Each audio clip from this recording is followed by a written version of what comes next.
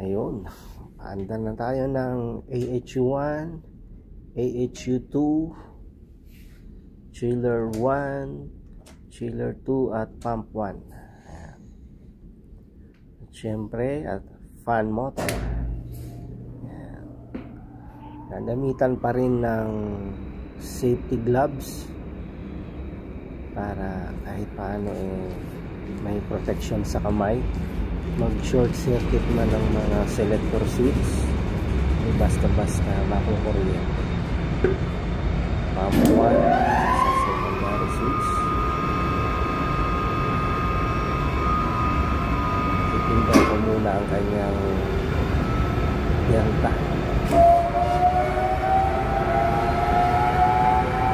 AHU number 2. Delta interchange.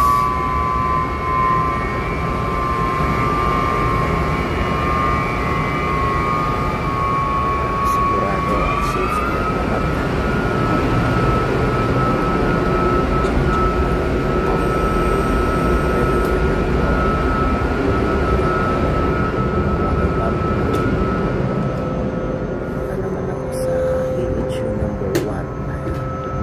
Sa ating lahat.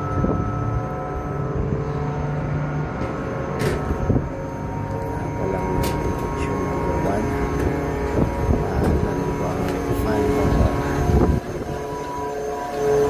Dito tayo nangyayat sa mga klase ng trabaho. Mag safety shoes, mag gloves, mag hard hat. AHU number 1 para sa fan motor.